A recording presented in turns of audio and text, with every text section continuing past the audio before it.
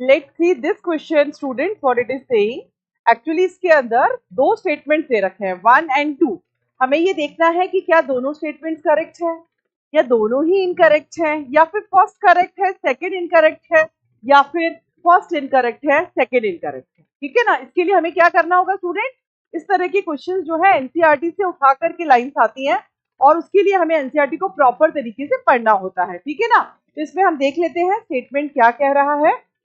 First statement कह रहा है कि during pregnancy the level of hormones like estrogen, progesterone, cortisol, prolactin, thyroxine, etc.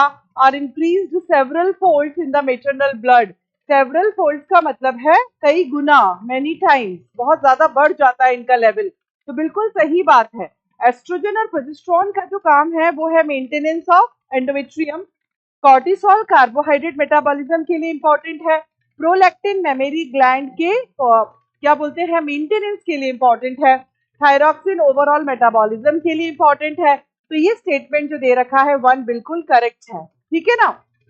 क्योंकि प्रेगनेंसी के दौरान माँ की बॉडी के अंदर कुछ ऐसे चेंजेस होते हैं जिसकी वजह से उसका मेटाबॉलिज्म खुद का भी अफेक्ट होता है और बच्चे का भी होता है, और एनर्जी की रिक्वायरमेंट माँ के बॉडी में बढ़ जाती है बिकॉज जो भी न्यूट्रिएंट्स उसकी बॉडी में जा रहे हैं वो उसको क्या करना पड़ता है, शेयर करना पड़ता है अपने फीटस के साथ में। ठीक है ना। और इसी को मेंटेन करने के लिए ये सारे हार्मोन्स जो है अपने लेवल को थोड़ा मेटरनल ब्लड में बढ़ा लेते हैं। सेकेंड स्टेटमेंट है increase production of these hormones. ये जो ऊपर हॉर्मोन्स लिखे हैं 5-6, इनके इंक्रीज प्रोडक्शन की वजह से it is essential for supporting the fetal growth. Yes, fetus की जो ग्रोथ की रिक्वायरमेंट है वो भी फुलफिल की जाती है थ्रू दीज हॉर्मोन्स, जैसे थायरॉक्सिन है जो कि कार्बोहाइड्रेट, फैट और प्रोटीन का मेटाबॉलिज्म करके देता है। मेटाबॉलिक चेंजेस, माँ की बॉडी के अंदर जो भी मेटाबॉलिक चेंजेस आते हैं, जो भी एटीपी की रिक्वायरमेंट होती है वो फुलफिल करने के लिए जो प्रोसेसेस हैं वो बढ़ जाते हैं। And maintenance of pregnancy, estrogen और प्रोजेस्टेरॉन जो हैं वो मेन हॉर्मोन्स हैं मेंटेनेंस ऑफ प्रेगनेंसी के लिए, वो एंडोमेट्रियम को मेंटेन करके रखते हैं।